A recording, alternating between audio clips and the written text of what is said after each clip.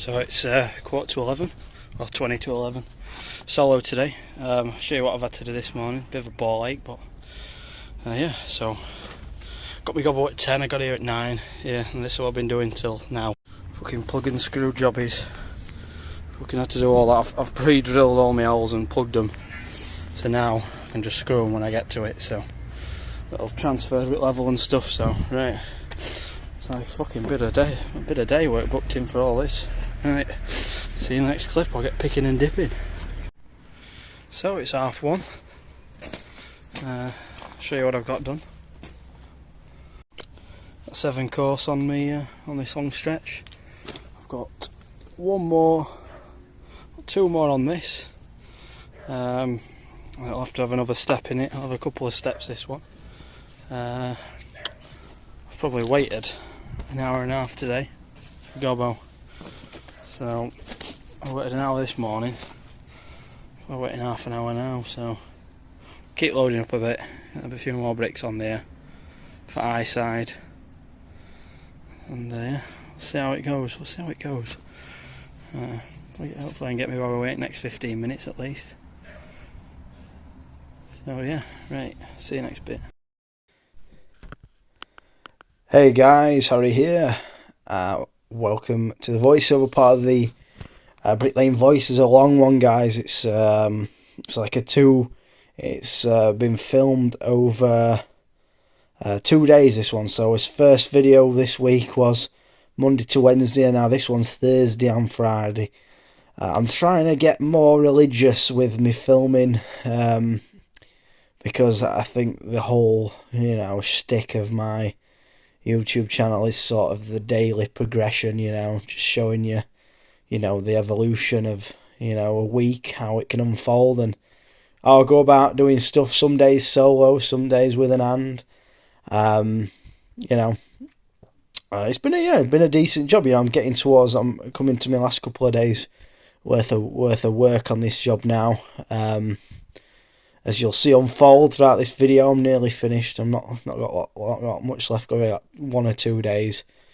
So about 2 days, 2 or 3 days max maybe on this job, depending on weather and that, weather stoppages and stuff. But it's been. I'll give a little bit of a sort of like a an overall review of my time on this job. And winter in general, which obviously I'm all about making the most of what you've got. It's not about what time you arrive, it's what you do while you're here. That's the point of the channel name, After 8 Bricky. Going against the grain with me start times.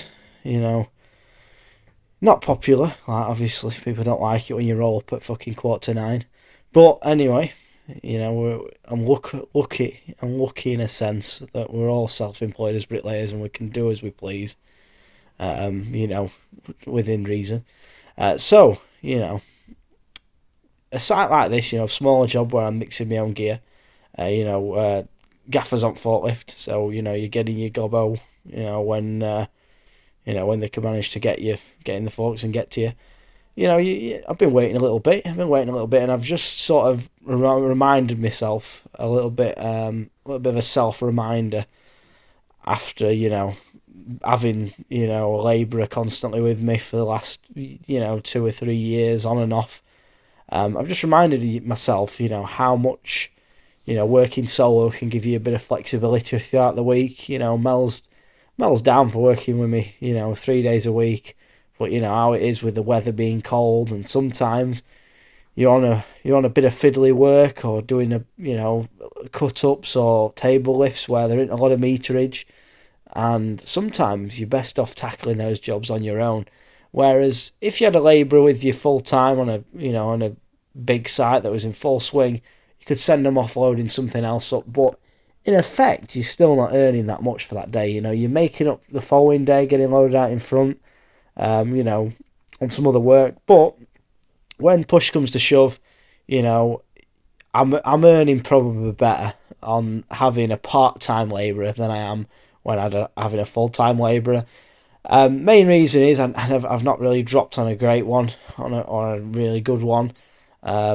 I watched briefly a video with Tom and Collison, is, the labourer, who's works with Charlie, and but a labourer like him, they're hard to come by. A lot of labourers don't want to graft, and you know, it's just pot luck whether you find someone who's willing to work or not. You know, I used to be a little bit too over praising of anyone who showed up because I just was desperate for an hand. But now I'm a little bit, after doing it myself again, I'm a lot fitter probably than when I first started the channel as well. Having to get, loading my own gear, 50, 60, 70% of the time. When Mel's not with me, if she's doing, if she's doing 2.5 days a week, even if I'm only getting half my gear, I'm still a lot fitter than getting none of my gear like I used to for a short spell. I can see what goes into it. I'm a lot more organised than I was probably a year ago, and definitely 4 years ago when I last worked solo. And I know, if you approach things in the right way, getting your own gear and bumping out, it's not the hardest thing in the world with the right, right mentality and stuff like that. And you can cause a lot of, you can stop yourself a lot of stress, when it comes to having to pay a labourer's wage, especially when it's very good, and especially on a job that ain't very organised, and you ain't got the best service, which, can happen for a number of reasons. You can't always expect top service on a job. Like this job was 10 minutes from my house, and I wasn't about to fucking leave and go somewhere else just because I had to wait for me to go a little bit. You know, I'm very, I'm very good with numbers, and I'm very good with knowing how much I need to do, or how much, how many bricks or how much money's in a particular piece of work, and I can assess straight away if it's worth doing. And I assessed that this job was, worth staying on and completing the work that was, in front of me, because, to be quite honest, I've earned some of, the best money I've earned in a long while, after experimenting with those concrete bricks that were terrible, and with bad labourers, new starters and stuff, all stressful, all takes away from, the ability to get your head right into the job. So, it's been a good, apart from you guys on YouTube might think it's been, fiddly or looked, ball ache at times, I've actually done quite well out of it. For what I consider quite well, I'm not super top earner out there, but I think I'm above average, in a lot of departments. But that came out wrong. Anyway, but yeah, overall, it's been a nice little job, and I'd like to probably in future stay on jobs that are a bit smaller. Just less hassle, less stress, and it's probably undersold. A lot of guys on site, if you're in a gang, you probably don't feel it as much because there's a couple here, or but especially as a one-on-one or a solo bricklayer, you do take on a lot of stress with, being rushed to finish things, because a lot of the time you're not quite ever just quick enough, to appease what the manager wants, or he wants it completing in a day, and the job's going to take a day and a half. That's a a general rule of thumb you'll find. So you do feel a bit rushed sometimes, but if you can get your head past that part and start fucking switch that bit of, that bit of your caring off, and just crack on, as you see me doing a few extra hours, working till 4:30, 4:45 and stuff, you can earn some good money just working solo a few days a week. If you've got the opportunity, if you've got an apprentice who's at college a couple of days a week, no sweat, work solo 2 days, have your apprentice with you or your labourer, and it can really have a good work synergy. Obviously it does take a bit of organisation, bit of knowing how to get over problems. The Bricky actually said that to me today. He said, it's about how quick you can solve a problem. It'll be how quick you'll make money, and it made a lot of sense, to be honest. The lad was like 10 years older than me, so lo and behold, wisdom comes with age, obviously, a lot of the time. I get a stern reminder of that a lot of the time, that some of my thoughts, they're not always, they could be improved on, some of my ideas, but every year on the trial, every year on the job, every year of life experience, you get a little bit more in tune with everything, and you see a bigger picture, clearer picture, and I think that's what, a lot of younger guys as well, I've got to realise, even if you're an apprentice or improver, stuff might be good.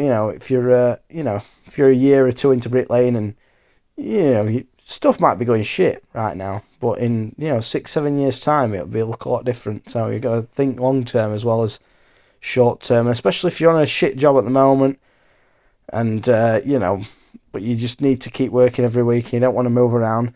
It might be shit for a year, might be shit for a year and a half, but you'll find your groove and you'll find your level, and stuff will start working out a bit better. Especially for myself, as as the evolution of working as a bricklayer, from all my trials and tribulations with gangs, and working on my own and working one on one or one and two. You learn throughout the years. Everything gets a little bit more clear, and you're able to earn money a little bit easier. Especially now with the prices just going higher and higher. There's never been a better time to sort of assess and try and fix a bad habit or fix a way you work. It's never a bad. It's probably the best time, because you can earn some good money regardless of what you're doing. So yeah, so that's my review of this job. It's been worth doing. I don't know whether I'll get on any more plots. I'll see. I've been told I might be doing an end of a social, so like building a semi-detached, just a single semi-detached, half of a pair or whatever, and or I might be doing more top outs, because I've said so the subby I work for, I don't mind doing them, and what I mean by I don't mind doing them, I can earn good money doing them. So I've been, I think that big peak you saw me do, with the I think that I got one side up in the day, and the other side got rained off. But normally I can get a big peak, a big pair, like a big peak to table lift in a day, and then normally there's two on a plot, so it's two days work there, and then the table lifts normally take me a day to do two table lifts if I'm on point. And I think the price for them were like £1,000, and £1,000 to earn that in 3 days, it's good money. It's good money, even if you've only got a labourer with you for 2 of them days, you can still earn good money. No, it's not super money. What's that? £250. It's like £260 a day. If you've got a labourer with you, or if you're doing them solo, it's a bit more hard graft, but there's about 500 bricks in one of them peaks, so with I'm getting 685 a thou at the moment. So that's like 685 divided by 2, so £336 or something like that. 330. God, fucking hell, my maths isn't that good, but 340 quid. Yeah, £340 for 500 bricks. It's fucking. If you can do 500 bricks in a day, which is probably a good, it's a good baseline. It's hard going this time of year. I think it's undersold. A lot of people, a lot of bricklayers think, laying 500 bricks is easy. It's not. It's a hard graft. But 500, if you can lay 500 bricks in a day, even having to pay a labourer, you're still doing 250 a day, 300 on a good day, depending on, gear and whatnot, weather. So I'd happily keep doing straight gables, till the end of time, earning that sort of money.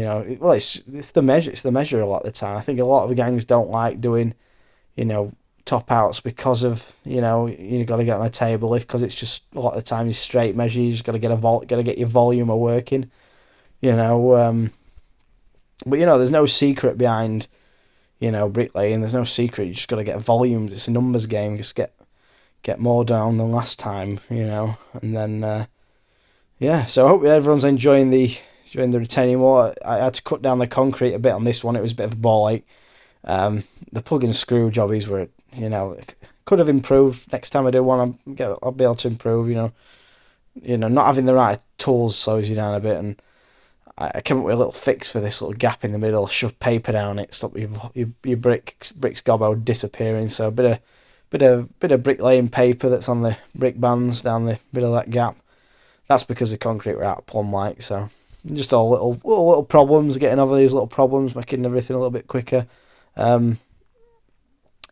Still managed about 600 bricks on this day, even with all the fucking time I lost with the ties, and waiting for Gobbo, you know. But you know, I can't complain. I can't really complain, really. But you know, you've got to sort of, I've got to tell you guys the conditions and the situation of the jobs, because I think a lot of guys, you know, think that if you're not getting amazing service on every job, you're not going to make money, and you know, a lot of the time that is the case. But you know, obviously, I'm trying to show you guys a workaround. You know, it's not always possible a situation I work in, because not everyone can have a part time labourer like me. But it is flexible. It is flexible. It's not always going to be the case. I'm probably going to set someone else on at some point. If I can find the right lad, maybe an apprentice or something, I ain't going to pay him as much if it's an apprentice, you know. That's the secret of it, you know. And as well, because I'm not, you know, labouring shy, I will, if I do end up getting an apprentice, I won't have him just labouring. I will help him out, and you know, I might have if I can find someone who's willing, you know, I will offer my hand again and offer my knowledge and help someone again. I'll do my good Samaritan, you know, my good fucking deed for the year and get an apprentice at some point if I can find one. I can find one, but it's the same old story. It's fucking like rocking on shit finding a good labourer or apprentice these days.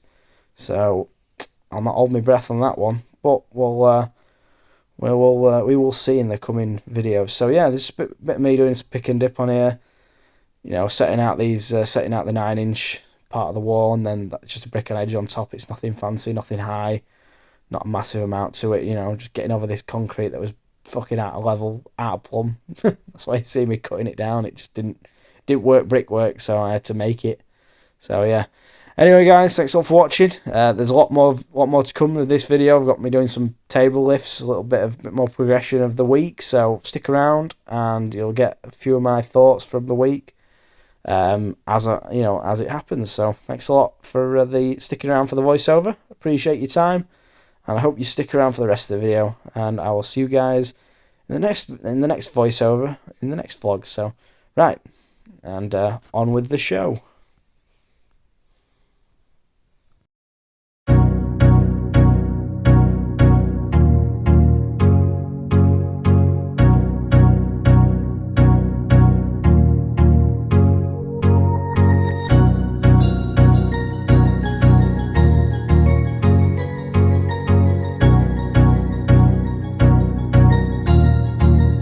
That's good.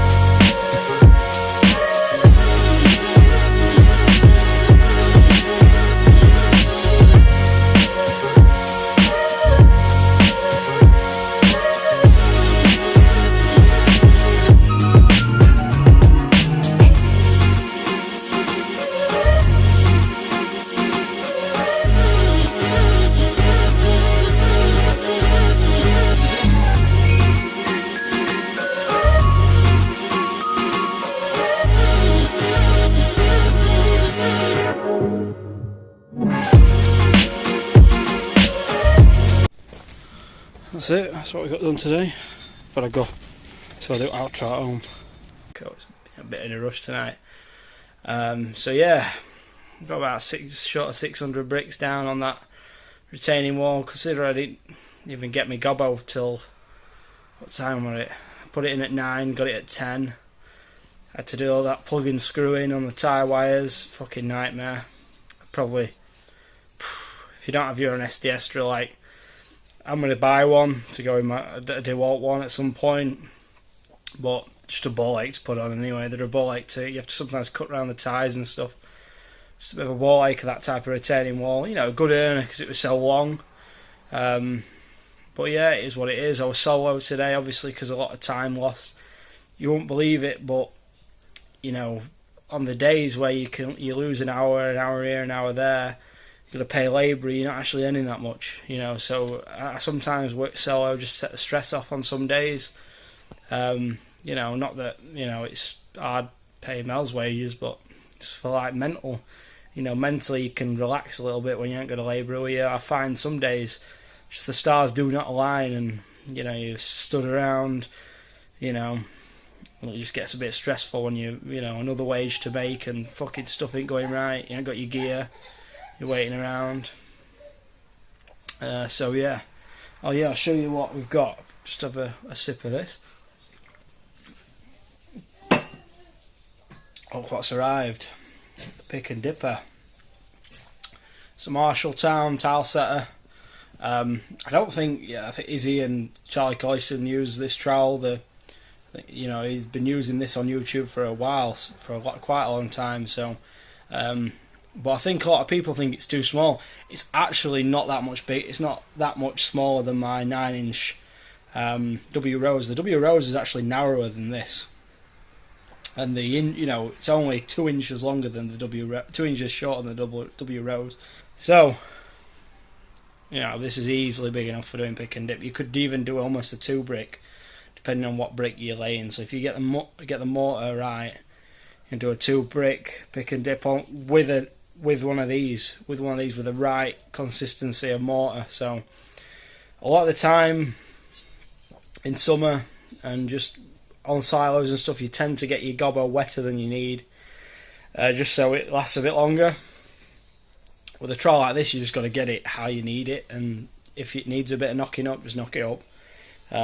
So I'm going to be using this tomorrow. You know, you can see it, the blade's easily big enough to get a brick and a half. So, you know, you could be doing a 2 pick and dip every 4 trowels full, you'll get 2 bricks. So, you know, with the extra you get, so easily big enough for pick and dip. I'm finishing them peaks tomorrow. Table lifts, it's an easy job, there's only a couple hundred bricks. You know, 20 odd blocks or something like that, 20, 30 blocks, so I should be done pretty early. So it's Friday, once again. I'm going to film today actually, but I'm going to re-edit the video, Thursday's video, put this in the end. So I've got to come back up here, finish these off, show you what I'm doing. It's about 11 o'clock, got all my blocks and started on brickwork first because I didn't have any blocks, but that block work up, other side's loaded with bricks on the scaffold, you can see over there. So yeah, I'm going to do this now. I'll add this to the end of the video. A nice steady Friday. It'll probably take me an hour or two, an hour up there or something, and then a couple hours over there. Should be done for 2, 3 o'clock-ish. I'm a bit late this morning, to be honest. I'm fucking a bit rough. Right, see you next clip. So, it's 10 to 2, I got that one done. That was fully loaded with all the gear, if you can see. It took me around 2.5 hours, but I had to fucking up and down getting my blocks and stuff. But that one's fully loaded, so I should get that done in 2 hours. So I reckon it'll be a 4/4 finish again, but you know, we're managing. Yeah, right, see you next clip. I'm not going to be too long, it's fucking 3:30, but I'll show you a little pro tip when you're cutting these. Turn them head away, so you can do all your cuts. You can do your cuts beforehand. So there you go. There's your 10mm joint and your bed. Nice 10mm but under, just give you a bit of clearance, and turn it on its head. And then grab another brick. Same again. Mark your cut. There you go. Mark your little cut. I wouldn't even use my cutter for that. I'll chip it off with chisel or the trowel. So yeah, little pro tip. You can do all your cuts to the top. Same again, all your cuts down. Fits brick the line to the last cut. And then obviously I don't need to nail any more wood on then, you know. No fucking about all the way to the bottom. That's to tolerance enough. That's within 10mm. You know, your tile caps, as you can see in the distance, as you see the front, they'll cover right within 10 or 20mm. I think I measured one on other jobs. So right, anyway guys, see you next clip. Another cheeky trick, another little cheeky trick. I don't recommend this all the time, but they don't teach you this at college. From here to there, you can't really tell that these two are actually backwards. So if you find a cut and it's the opposite hand, flip it round. No one's going to see that from the ground at all. No one's going to notice. So, you know, little trick. All these little tricks add up and make it a little bit quicker. So, only got a couple more cuts left to do, and then I've got my block work back to point, and that is it. We're done. I'm going to clean up, tidy scaffold on Monday. So it's got it's 20:04. Got it done. A little bit of tidying up on Monday when I come to get my shovel and that. Take my tools down to the fucking wash station to wash them, and yeah, check it out. Another one done. Not my best, not my absolute best work. I'll improve these cuts next time. These cuts done a bit better up the gable. I think there's a bit of a gap. A bit of gobble in that before I go down. Yeah, so yeah, that's what we got done. 2 hour. Right, see you in the yeah, thanks a lot for watching. So that's it, another week done. I'm fucking knackered. I've got them done easy. I didn't really start till 10 o'clock. At 10 o'clock I didn't really start doing out till so I got done for 4:30. So I mean, if I'd have started at 9, I'd have been done for 3:30. So nice finishing time there. Yeah, they've asked me to do the other two because the other bricklaying gang's gone to another job. Well, it's just a one-on-one, but he probably wouldn't have made any money doing them. I can see straight away with speed he did them. You know, probably wasn't fast enough, but you know, if they give me enough extra, I'll do it because it'll be worth doing. You know, if they give me enough extra I want, it'll be worth doing because I'm quick at doing them. So yeah, it gives me another day's work on here, and then I've got the wall to do on Monday because they won't have a table lift up on that on time. So I've got a wall to do. That'll be a good day. I might not get it done in a day, to be honest. There's a lot of brick on edge on that. There's about 50, 80, 83. There's about 300 brick on edge to go on that wall. On top of probably another 300 or 400 brick to lay straight up. So 400 brick will be a day's work, and then I reckon I'll get it to brick on edge on Monday, and then have to go back maybe Wednesday and do the brick on edge on it. But it'll still be a good earner either way, because you know, if you're getting enough per brick on a brick on edge, so I don't know what I'm getting at the moment, but I'm gonna request on Monday when I get to it, and you know, see, even on the old price I was getting for brick on edge, could make good money on that. I don't know what it is, how many metres, 10 metres, 50, 250 quid, 300 quid's worth of brick on edge, maybe, I don't know, maybe overshooting that. But yeah, so you know, you can see what I've done this week. You know, I've been working solo for 3 days this week. I think next week I'll probably be doing solo 3 days, I reckon. If Mel comes and helps me with them peaks, I'll get them done quicker. Then again, I don't know. It'll be fast either way getting them done. It's not a lot of work, and I've done that many now with the tips you've seen. I'm quick. The wall, I'd prefer probably Mel to help me out on the wall, because it's a bit more hard getting gobble access on that one. I don't know. I'm in two minds. It's going to be ball ache either way. Probably going to need a good bit extra on that peak to make it worth doing, because it's fucking excess. Wank. But yeah, Mel might be in a couple of days next week, and then I think we're off onto another top out somewhere else, but it should be a barge board one, you know, so they're easy. Hopefully it's a spandrel, because I've got tons of spandrel ties ready to bang in, because every job I go on I keep the ties and then that I've got left, and I've always got some when I turn up to a job if they don't have any. So yeah, we'll see. I used my new pick and dipper today, my little trowel. I'll check my community part of my page. I did a post about the trowel. I use it, it's really good. The tile setting trowel that you see Charlie Colliston using, and Izzy the Bricky had a crack with it, but he didn't like it. Which it is a very specific. You've got to like doing pick and dip, and you've got to be really good at doing the pick and dip and the one brick at a time and laying and using small trowels. You've got to be good at using them, and I think it takes you a good. Like with this tile setter, I reckon if I use it for about 2 weeks, I'll be really good with it.